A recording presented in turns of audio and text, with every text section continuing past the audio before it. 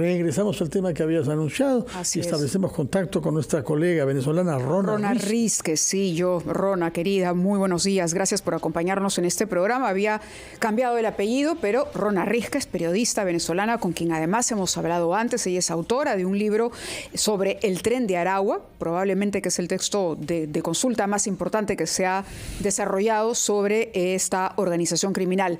Gracias por participar del programa esta mañana. Gracias a ustedes por la invitación, un gusto. Queríamos preguntarte, ¿cuál es tu mirada, el análisis, tu sensación después de haber visto lo ocurrido en Ecuador, pero sobre todo con el bagaje que tienes tras haber investigado al Tren de Aragua y la situación en los penales en Venezuela? Yo creo que hay dos factores, bueno, hay muchos, pero hay dos cosas que yo creo que son claves en el caso de Ecuador, que nos importan a todos y que afectan a todos en general, o sea, no solamente a Ecuador. Una es la situación del sistema carcelario o de los sistemas carcelarios de nuestros países. Creo que lo decía o lo digo en el libro y lo he dicho en otras entrevistas. Creo que tenemos que entender que esto que estamos viendo ahorita no puede ser casual que estén saliendo estos grupos de crimen organizado de las prisiones o que estos grupos estén utilizando las prisiones como base de operaciones, como centro para reclutar a otras personas, como lugares para también obtener sus primeras rentas. Entonces yo creo que hay que revisar los sistemas carcelarios de nuestros países, creo que eso es urgente. Hay que revisar si efectivamente lo que ha sido hasta ahora y que funcionó quizás en algún momento, un sistema carcelario donde las personas estaban bajo ciertas condiciones, sigue siendo lo que debe mantenerse, o si hay que hacer algún cambio en el sistema carcelario no solo en Ecuador y en Venezuela, sino en toda la región, porque situaciones similares se repiten en otras cárceles, en Colombia, en Brasil, con algunos matices, pero son situaciones donde hemos visto que hay grupos de crimen organizado operando desde las prisiones, fortaleciéndose dentro de las prisiones y al mismo tiempo indirectamente siendo financiados por el Estado, porque las prisiones son financiadas por el Estado, ¿no? Entonces creo que eso es un factor que es clave tener en cuenta. Y luego hay otro factor.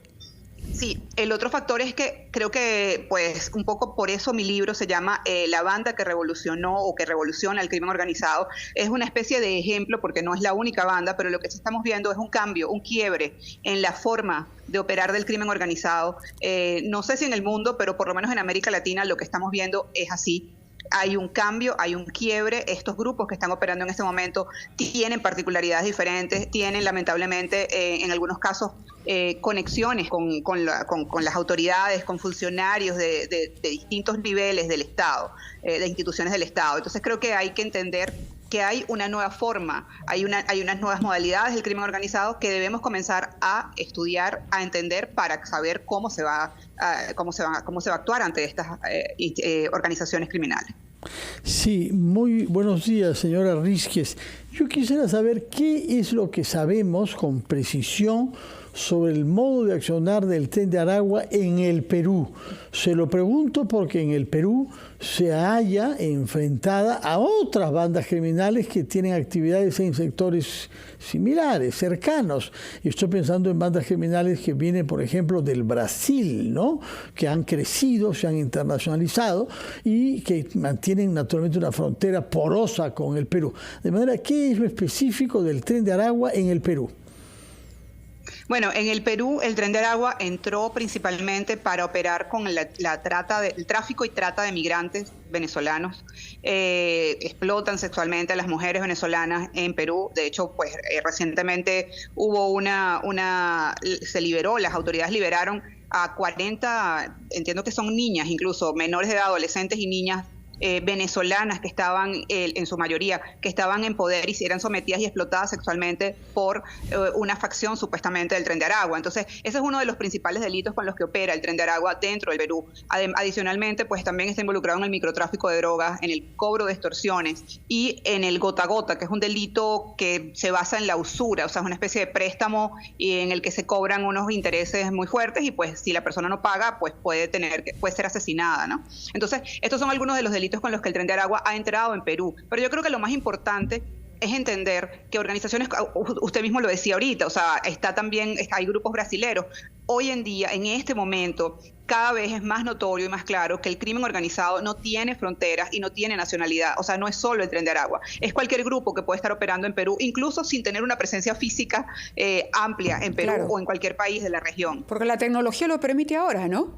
Así es, absolutamente. Y vimos cómo, por ejemplo, el jefe del Tren de Aragua, que operaba desde una prisión en Venezuela, podía controlar la operación en Perú, en Colombia, en Chile. Entonces, eso es algo que estamos viendo hoy en día en los grupos de crimen organizado. No necesitan la presencia física de los jefes en un punto determinado porque la tecnología permite que pues, puedan operar a grandes distancias sin ningún tipo de complicación.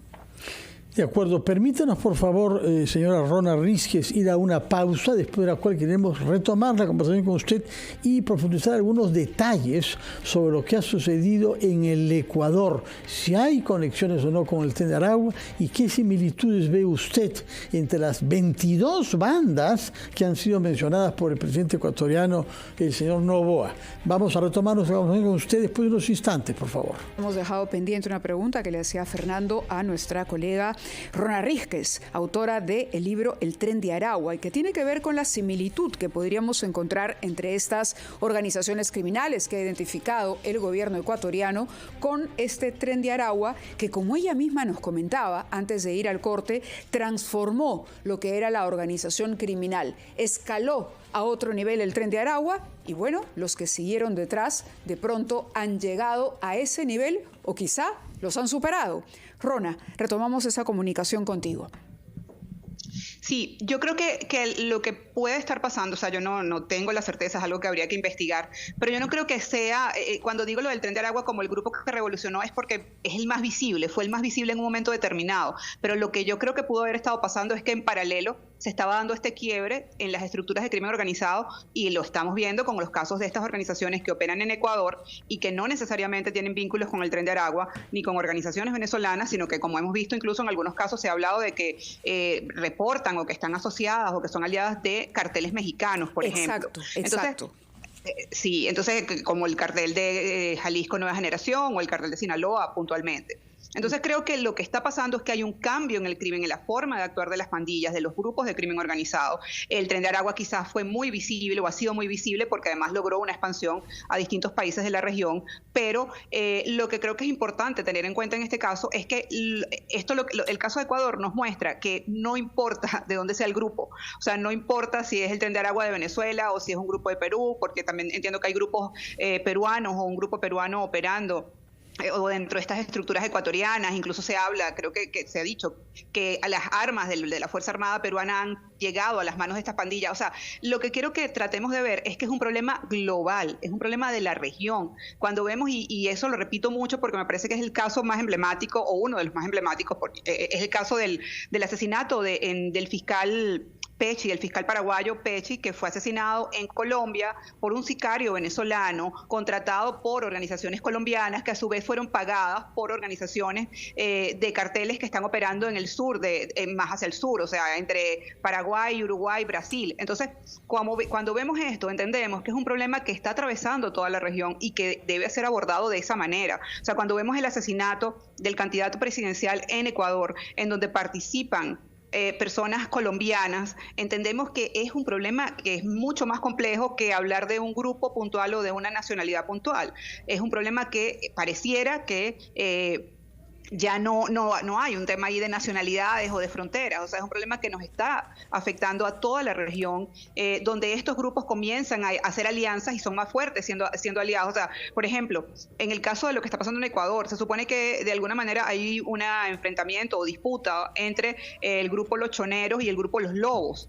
Pero cuando vemos todo lo que está pasando y todos los ataques que hemos visto a la televisora, a las universidades, en las calles, a las policías, ni siquiera está claro cuál de los grupos está actuando. Pareciera que están actuando todos. Señora Rísquez, discúlpenos un instante, por favor. Queremos dar a conocer declaraciones que está haciendo en este momento el primer ministro aquí en el Perú. Retomamos inmediatamente después con usted. Muy bien, retomamos ahora sí nuestra conversación con Rona Rísquez, a la que pedimos disculpas por la interrupción, pero comprenderá usted que era necesario escuchar al primer ministro Alberto Tara. Nuestro país está sometido a una serie de debates y de presiones que nos hacía necesario esa interrupción. ¿Estamos en contacto con Rona Rísquez? Sí, ¿estamos en contacto? Sí. Adelante, Rona. Sí, hola, aquí estoy. Aquí estás, sí. Bueno, te habíamos interrumpido para escuchar al primer ministro. Evidentemente, uno de los temas que tocaron también tenía que ver con el tráfico de armas o con la posibilidad, porque se ha encontrado municiones, no armas, pero sí municiones y granadas, ¿no?, que tienen el sello o el registro de haber sido fabricadas en nuestro país. Ese es un tema también interesante, por ejemplo, cómo se arman estas organizaciones criminales. A partir de tu experiencia estudiando el Tren de Aragua, ¿qué podrías comentarnos sobre el tema de la corrupción? ¿Cuánto penetra una organización criminal o cuán importante es penetrar las instituciones de un Estado? Es clave. La única manera de que estos grupos puedan sobrevivir, puedan expandirse, puedan fortalecerse es gracias a la corrupción y a la penetración de las instituciones del Estado. O sea, si no, no lo pueden hacer. O sea, en el caso del Tren de Aragua y en el caso de las prisiones venezolanas, las armas, la mayoría de las armas que tenían eran armas también que habían salido de la Fuerza Armada Venezolana, municiones de la Fuerza Armada Venezolana. También, obviamente, hay un mercado negro de armas de otros países que van rodando, se van como reciclando no solo por Venezuela, sino por toda la región. Entonces, es muy probable que incluso pueden llegar a encontrar también en Ecuador armas venezolanas o armas brasileras o viceversa. O sea, eso es algo que o sea, es básico para que estos grupos puedan seguir operando. Necesitan la complicidad de funcionarios de instituciones del Estado. O sea, eso es lamentable, pero así ha sido y eso es lo que ha ayudado a fortalecerlos. Yo quisiera que nos diga una palabra sobre el trabajo que estas organizaciones criminales hacen en las cárceles, porque el líder del Tren de Aragua mantuvo el liderazgo de su organización desde la cárcel en la que se hallaba, en Aragua precisamente, ¿no? Y lo que hemos visto en Guayaquil es lo mismo. El señor Fito, alias Fito, decidió poner a sangre y fuego Guayaquil en el momento en que se decidió trasladarlo a una cárcel de mayor seguridad donde no tendría los mismos privilegios de los que gozaba siendo un preso. Y eso es lo que parece que ha desencadenado toda esta crisis de esta semana en Guayaquil. Su opinión sobre la manera como actúan dentro de las cárceles estas organizaciones transnacionales. Sí, estos grupos se dieron cuenta, identificaron que tener el control de la prisión les daba varias ventajas. Una, tienen un centro de operaciones al que las autoridades no van a mirar, el que las autoridades no van a investigar, porque se supone que si las personas están presas, pues ya no están delinquiendo. Entonces, difícilmente un juez o un fiscal o incluso un funcionario de un cuerpo de seguridad va a investigar un delito que ocurrió fuera de la prisión buscando a personas que están en la prisión. O sea, eso no es lo lógico, o por lo menos no era lo que lógicamente habíamos visto hasta ahora. Sin embargo, lo que ocurre es eso, que estas personas controlan delitos, ordenan delitos desde la prisión y, por supuesto, es más difícil investigar estos delitos porque no se podría un funcionario imaginar que estos delitos son controlados desde adentro de la prisión. Esa es una de las ventajas. La otra ventaja es que allí dentro de la prisión tienen una potencial mano de obra vulnerable para reclutar, o sea, mano de obra criminal, es decir, toda la población penal que en general en los países latinoamericanos está abandonada por el Estado, está en condiciones de violación de derechos humanos, sin alimentos, hacinados, etcétera, se convierten en personas muy fáciles de reclutar por estas organizaciones criminales. Comienzan a sumarse también para salvar sus vidas, para proteger sus vidas dentro de estas prisiones.